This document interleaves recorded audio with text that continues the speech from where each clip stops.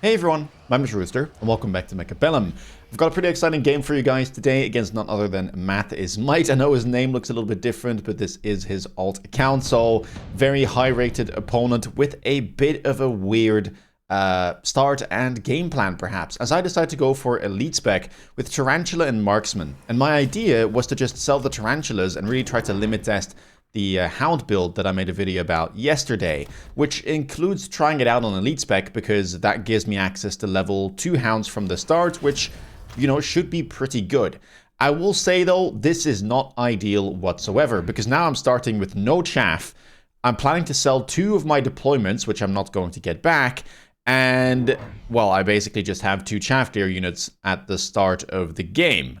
So, you know, it's a bit of a weird looking board, and it certainly isn't very efficient, but I just wanted to, you know, try and see how well can it do, and I do have a nice slab of hit points with 5,400 here.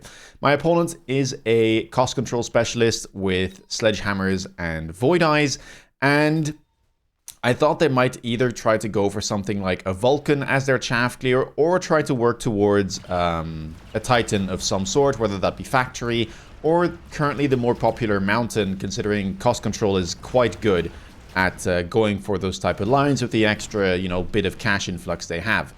I decided to go for a symmetrical deployment. The reason for this is that I thought, well, if my opponent stacks one side of the field, which they do, I can just start selling my Tarantula that's on the opposite side of the field first. Because I am planning to sell them and to just use all of that money to kind of get into techs on something like Hound. That was the idea moving into this. I already have anti-air in the form of the Marksman. Round 1 here I will likely end up losing, but I'm not going to lose it too badly. And again, I kind of, you know, knew that I would have growing pains at the start of this game because, again, I have no chaff, I'm going to be down deployments, and just stabilizing my composition in the next couple of rounds is going to be the most important. Round number 2, we have a pretty tough choice to make. Wasp Swarm is offered, Electromagnetic Impact is offered. I've talked before about how good I think that Electromagnetic Impact is, and usually I would pick it here. Of course, Wasp Swarm is pretty good. My opponent picks it. I am vulnerable to it. So that makes sense. But Extended Range Vulcan also gets offered. And going into this game, I thought I want to try out, you know, the Hound build. But Extended Range Vulcan is not bad at all on Elite. And I already have the Marksman. So this could help me kind of stabilize my deployment issue situation. Because I'm going to have more money by selling the Tarantulas, and I'm probably only going to need 2 Vulcans or so, at least up until, you know, the late mid-game, which would really help, because then I can use the rest of my deployments to actually get chaff and DPS and whatever else I might need. So I decided to go for Extended Range Vulcan instead. And when I say this is a bit of a weird game, now it really is becoming very weird, because not only do I not have any chaff, I mean, I do have chaff now as I start buying some crawlers, but I started with double chaff clear, and now I'm going to get a third one with the Extended Range Vulcan. So presumably I will end up selling my Hounds as well if I'm going to go Vulcan, and then I'm going to be down 4 deployments already, or at least that's what I'm planning, which is really less than ideal. But hey, you know, we're going to see where this goes. And it's something I wanted to try out. Lots of different ideas here at the start of the game, but now I'm firmly kind of set on the idea of trying to go Extended Range Vulcan on Elite. This round, I tried to go for a missile, but my opponent cleverly goes for Triple Fang. A big reason to do this as well is because we haven't had unit reinforcements yet, and one of the best things for me here is for a Triple Fang pack to show up on round 3 or 4, from the unit drops, as it would kind of alleviate the whole deployment and chaff issue that I have. And if my opponent puts some fangs on the board, well then the unit drop can't offer fangs anymore, and yeah, you know, that option is taken away from me. And here we go, we have unit reinforcements on round 3. Now, what's not ideal is that my opponent, who was lacking chaff clear, gets leveled arc lights on round 3. So the one thing they were lacking, they immediately have, and well, now it makes sense for them to just go into arc lights quite heavily, which I wasn't too happy about. I decided to go for the Wraith and just kind of try and air cheese here by putting the Wraith all the way on the right side. My opponent doesn't have an amazing amount of anti-air, and I thought maybe here they would just buy, you know, 3 more arc lights and try to range, something like that, and forget about the anti-air situation, which would allow me to kind of, you know, cheese a round win, because I don't think I'll be favored on the ground. I don't have money right now to go for a level 2 Vulcan. So yeah, I'm just kind of trying to get by until next round. I am going to use oil. That way, you know, this round I get the benefit of the slow. Next round I'm planning to buy a Vulcan, and I should be able to light it on fire for another good round of tempo. And I was pretty happy to see that. My opponent just goes for more chaff, does keep quite a bit of cash in the bank from the looks of things, but won't have enough here to be able to, you know, go into any anti-air. And I should be able to get a default victory here. There is, of course, a couple of fangs, but I'd be kind of surprised if they can take down this Wraith. And I just spent my round buying more chaff. I did keep quite a bit of cash in the bank, I believe, because I wanted to go for Vulcan next round. And that's going to require quite a bit of investment. I might also end up selling that Wraith. And, well, with the cash I will have from saving and from selling my Wraith, I should be able to get a pretty good turn going. Right side here will win, of course. Left side is struggling, but I get the benefit of, well, that slowdown, which means I won't get debuffed too soon. I'm gonna get a debuff myself, which I won't benefit from too much, considering there's nothing left really on the left side to be able to use that debuff. And now it's going to be all up to my Wraith. I have a marksman left as well, but I don't think it'll be able to do too much. If the Wraith here can just make sure that it kills all the fangs, I should be fine. Only 3 left, but the Wraith will move and start targeting the fangs. No anti-air left. And so I will at least be able to get a victory through air. Only 20 seconds left. Maybe it'll be a tie, but at the very least I'll have cleaned up most of my opponent's board, and I'll still have 5,200 hit points to my name entering round 4, which, to be honest, is not that bad of a scenario. Considering the kind of the pains that I've had to deal with here, not too unhappy about how this goes. In round number 4, we get a great item with that that barrier showing up. Really one of the best things that could have happened. And yeah, I'll happily pick it because I was planning to go Vulcan anyway. My opponent goes for subsidized arc light, which I think is a little bit late maybe, but we'll have to see. They'll have to buy 3 arc lights for that card to, well, pay off for itself, and then 4 arc lights to be able to make some profit. This round, they're going to go double arc light and 1 Phoenix. I was kind of thinking, hey, maybe, considering I got a level on my Wraith, my opponent is going to struggle to take this down. And I decided to just kind of call the bluff here and say, I can't get another Vulcan anyway.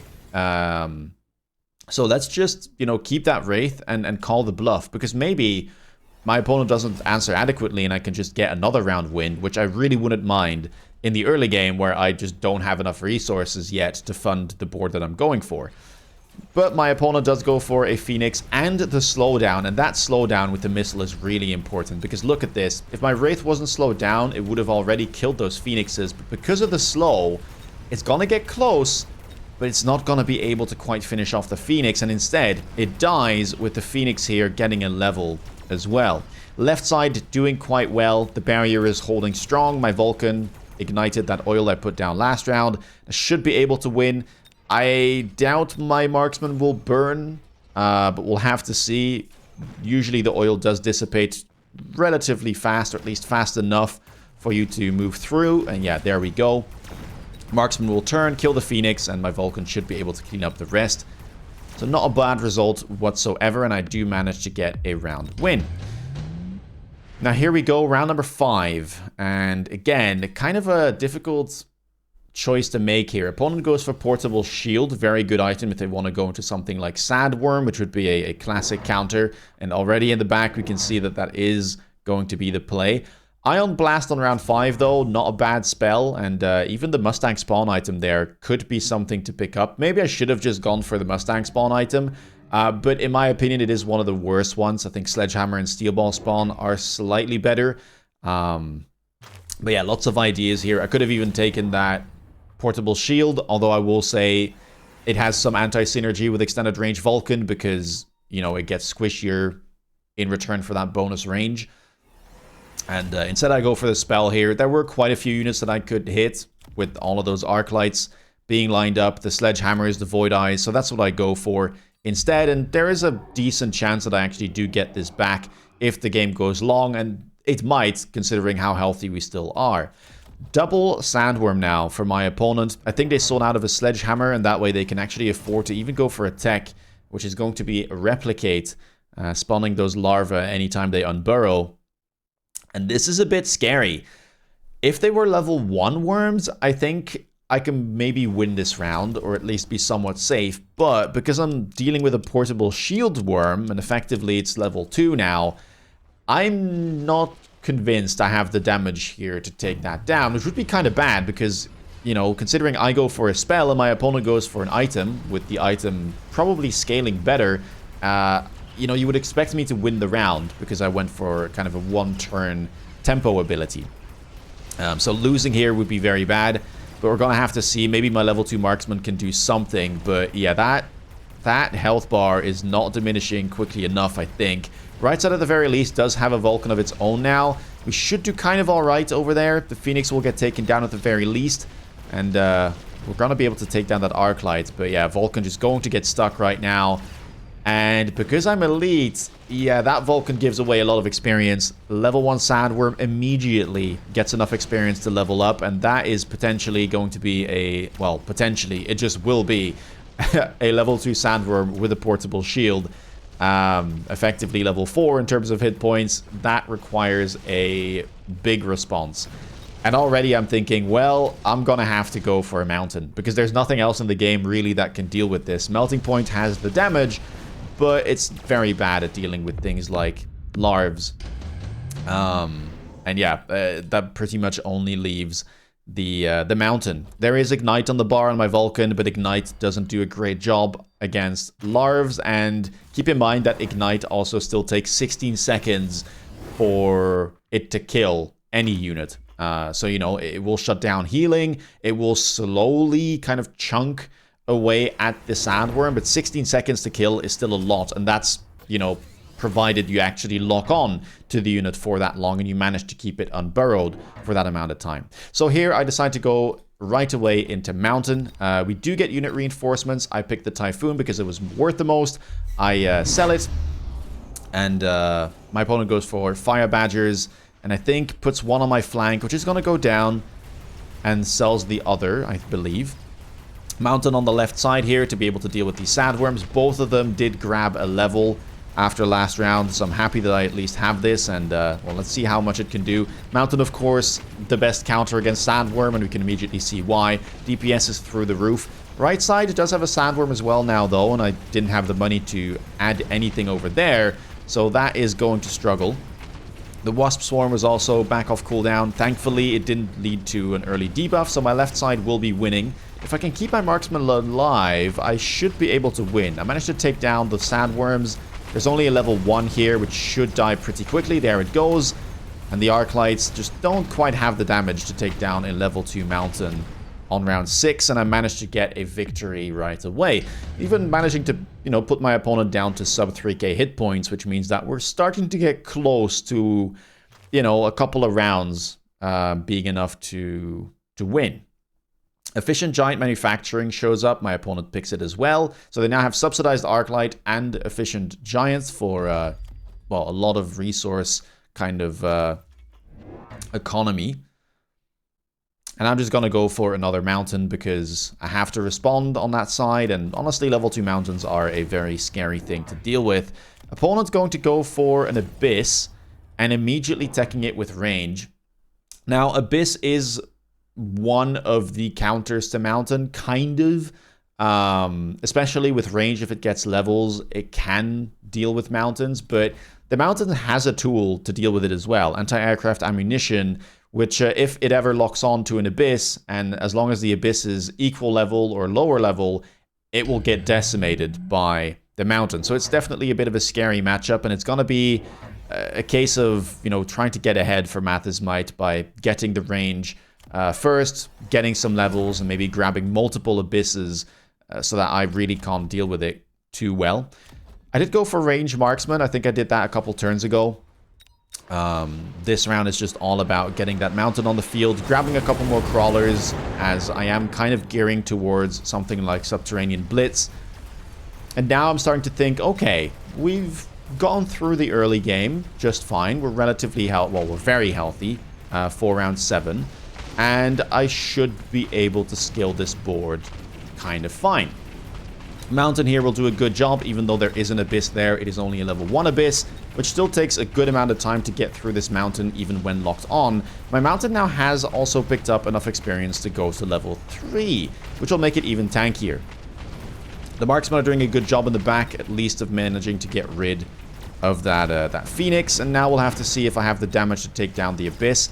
Probably will have 3 marksmen level 2 with range, sitting safely, and with that debuff, we will be able to dispatch of the abyss. It managed to grab a level though, and now round number 8 we have the 3rd set of unit reinforcements with triple wasp being offered. Both of us pick it immediately because you just can't skip wasp this late in the game. It kind of becomes a staple of high MMR games that, you know, one of the players will buy wasp at some point. Very good air chaff, hard to deal with in general, and well, just a good unit as well for anti-air, which is what I'm going to use it for. I immediately recognize that my opponent will likely go wasp as well. They also already have an abyss, so going range and aerial specialization here made sense. I buy 1 more wasp, I go subterranean blitz on the crawlers, I go double defense enhancement on the tower for the crawlers to be even tankier, and yeah, just buy a couple more crawlers here. So we have 4 wasp packs in total. My opponent goes for the same move, range and aerial specialization on the wasps, although now we see them backtrack. And instead they go for energy shield on the wasps first, which will annoy the marksman somewhat, but that gives me a slight advantage here in the wasp fight. As I already have range and aerial specialization, that's just better in the mirror currently. My mountain is level 3, but I didn't have money right now to go for anti-aircraft ammunition, and honestly, I probably should have. I just thought that I should be able to take down the opponent abyss with the wasps, but now that I'm looking at it, I probably should have just committed to at least anti-aircraft ammunition and kind of work towards maybe range enhancement on the next round. And yeah, let's see how this goes though. My wasps will have the advantage, as I mentioned, so we can see that we already took down most of the enemy wasps. The slight problem is my opponent went for elite marksman on the arclight this round, which kind of counters my subterranean blitz. Arclights will struggle to deal with level 2 crawlers, subterranean blitz, double defense enhancement, but if they have the bonus damage from elite marksman, that usually tends to no longer be the case. And so, yeah, the subterranean blitz play here doesn't really seem to do too much. I was hoping to distract my opponent. Doesn't work as well as I'd hoped. And now the right side is losing. The abyss is still alive. I've got a level 2 abyss to kill, which with level 3 marksman is going to take a lot longer than, you know, taking down the level 1 abyss. And even if I do take it down, there's still a level 1 on that right side that also needs killing.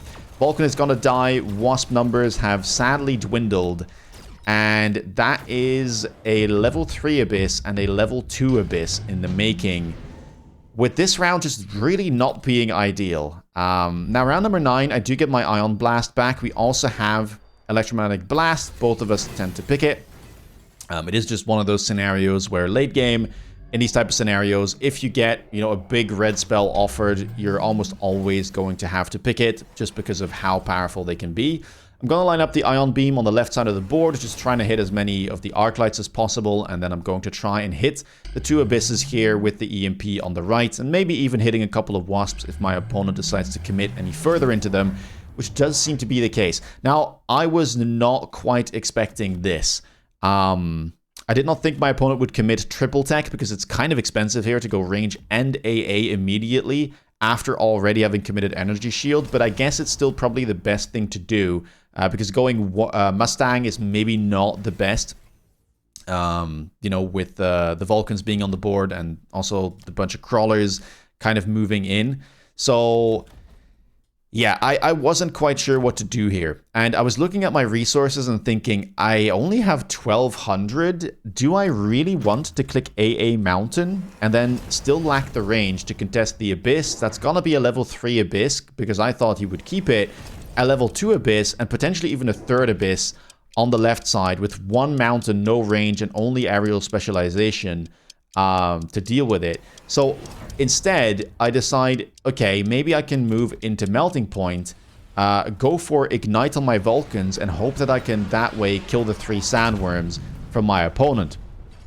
This way I have a decent matchup against the Abyss because I have a ranged Melting Point, and hopefully with Ignite, the Marksman, the Wasps, and the Melting Point, I can take down the worms. I was slightly concerned about this because there is, you know, the larva, and keeping the worms in place is not the easiest, but on the left side we're doing kind of well. The EMP hit very nicely on the right side. My opponent did commit very, very hard into wasps on that part of the field, and this doesn't look too bad right now. Vulcan doing an okay job of at least chunking the sandworms. Left side tower is going to fall first. And I will also get debuffed myself, I believe. Abyss moving in now. Should be able to take down my tower. There it goes. Not an ideal tower timing, considering the Abyss now gets to chunk all of the wasps.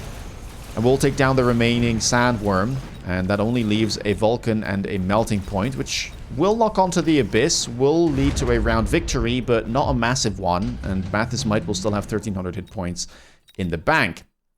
Now, round number 10, improved firepower control system shows up. Both of us pick it. Just a good item to take. Very cheap. 70 or 65% bonus attack is a very nice stat to have, especially on something like the Wasps when you have multiple techs. So that's where you're going to find it.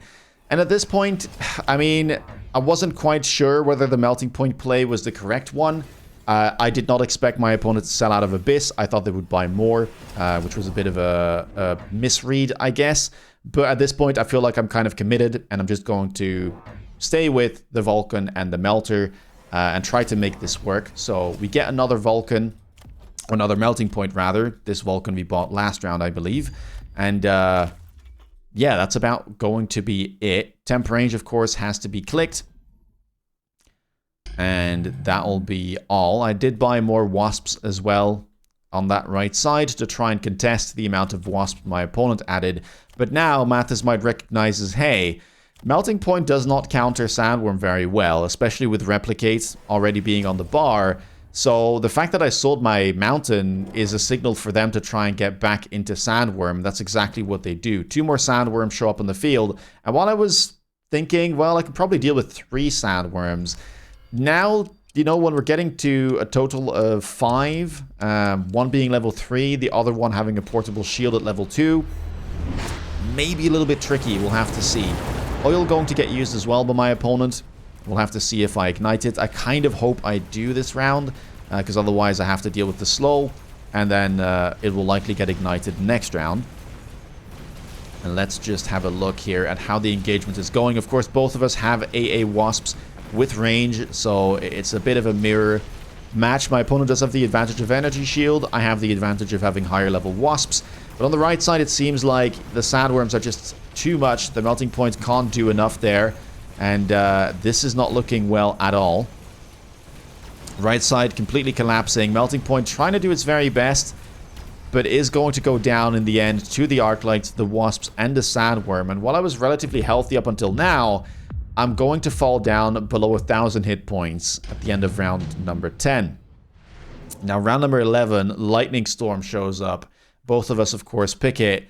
And, yeah, at this point, I'm not entirely sure what I should do. I feel like going back into the mountain is not really good enough of a play. If we look at my resources, I only had about 1,500. That's not going to be enough for, you know, double mountain. And I just thought to myself, maybe I should go for something like energy absorption, get 2 more melting points, and that way I can maybe tank the sandworms if they start attacking the melting points and win that way. I do briefly think about buying the mountain, but again, resources are just not high enough at this point, so I believe I will backtrack on that. And yeah, there we go. I decide to sell. I go for absorption on the melting point. Storm is going to get used on the right side. My opponent uses Storm on the left. I did think they would do that because that's where my highest level Wasps are, and my opponent doesn't really have a great way to contest my Wasps over there. Probably going to have to use my mobile beacon here to at least beacon something away, kind of on the side. I could have also tried to use it in the middle, but I wasn't, 100% sure that this is where the storm would be. They could also use it in the middle or on the right side. Bit of a gamble, really, so trying to use the mobile beacon on the side of the map seems like the safest idea. And now we have 2 more melting points. I am lacking a Vulcan on this side of the field, but, I can't have everything, and we'll just have to see how this goes. Opponent goes for triple melting point there, utilizing their efficient giant card they picked up earlier, and they are going to go for range and EMP, and now it's just going to come down to whether or not the EMP missiles will hit or not. Do I have enough distraction? Wasps on the right side did go down very, very rapidly. I did also grab electromagnetic shot here to try and not only, turn off the techs on the sandworms, but in this case it'll also help out against the arc lights and potentially the melting points. Wasps, though, kind of getting distracted. Right side, we dealt with rather rapidly, but the Wasps are, kind of getting distracted there by the sandworm, not moving in quickly enough. I was hoping I would be able to get close, but that's not really the case. Right side doing its very best. That EMP, though, absolutely brutal, hitting my melting point. Here comes another salvo. That's going to hit this melting point, which was just locked onto the sandworm. But of course, without the absorption module, it's not going to be able to fight back. A couple of Wasps are still alive. Right side trying to get that tower, but with the debuff, it takes an awful long time. Melting point gets locked on. EMP once again hitting. Now it's going to come down to the right side melting point and the Vulcan. And if I'm looking at this board, it just doesn't look great. That sandworm goes ballistic, takes down the melting point. The larvas are in the way. And that will not be enough to survive. On round 11, I will lose the game. Very interesting game. Big back and forth. Lots of things to think about. And I think the main problem here is that I kind of, overthought the whole situation. I thought to myself, ooh, I'm not sure I like this Abyss matchup. I thought my opponent would buy more. That's maybe not something that I should... go into, and I tried to go into melting point instead, hoping that it would be enough. But in reality, sandworms just, don't get countered by melting points, and you can see here why. It's just way too hard for the melting points to lock onto them for long enough. The larvas are in the way. Ignite doesn't do a great job either, so I really should have just kept the mountains, considering I had the levels. So on round number 8, alright, so one thing that we can do here, of course, we're going to need the Wasps. That is absolutely mandatory. We're going to need range and AA at the bare minimum. I could also go for just AA, but I feel like in this scenario, it's very obvious what my opponent will go for, which is going to be the Wasps. They might go range AA preemptively, and I'm up against Abyss, so this kind of feels like it is just the right thing to do. I'm going to need to loan. Temp range is important, and I probably should just sell one of the Hounds in this scenario. Maybe this one on the right. And then let's go AA and maybe a Crawler all the way up front, just to make sure that this Abyss doesn't insta-lock onto my mountain. I could do something like this and just have the Crawler spread, but I just need to make sure this Abyss doesn't get, a beeline to my mountain. And let's have a look at how this goes. Opponent does go for the Wasp play, of course. And this way we don't go for the Subterranean Blitz. On the round, my opponent goes for Elite Marksman. And I kind of have the... I've already gone through the first step of playing Mountain against Abyss, which is that I at least have AA. And all I need to do now is get the range enhancement next round. And AA doesn't reduce the attack enough to where the Mountain can no longer fight against these level 2 sandworms. The damage will still be just enough. And we can have a little look at how this fares. And honestly, it's worse. So yeah, this is what I was afraid of. And it kind of showcases why I didn't want to go into this line. But it might set me up for more success later. Although I would have taken a lot of damage. But I think I took a lot of damage either way. So this is not really it. Bit surprising that the Wasps did so poorly. But I think here, at the bare minimum... next round will look a lot better, because next round I'll be able to buy another mountain, probably range my mountains as well, and then we're looking kind of solid.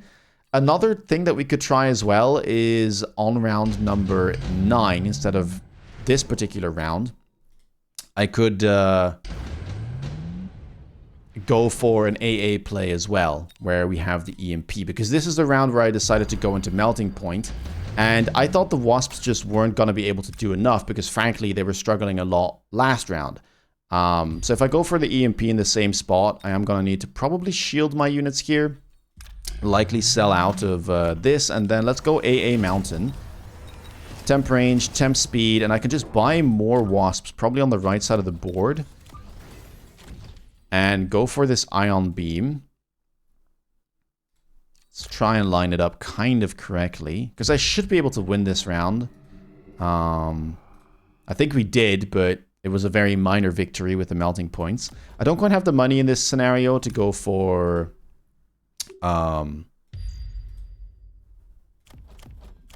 range on the mountain, but maybe that's good enough. I at least will have a lot of wasps, which is going to be nice, and I could even buy another one all the way on the right here, kind of just setting up, hoping that it'll be enough. Opponent goes for the mass wasp play. I mean, this is the exact same spell positioning as we had on this given round, and yeah, the reason that I didn't do this, kind of going back into, you know, the round prior that we lose rather harshly even if we go AA mountain, is that I thought my opponent would go even more abysses, and that would probably create some problems.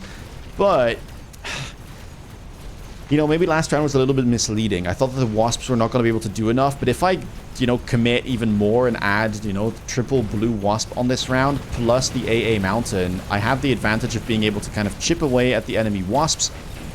And on top of that, hopefully fight back here against the Abyss. I do get a debuff there, which is really poor timing. But I managed to take down the Abyss. My mountain levels.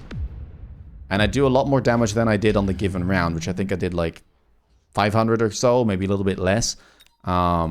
This would have probably been the better play. So I think round 8, what I did wasn't that bad. But round 9, I should have just trusted the mountain with its levels.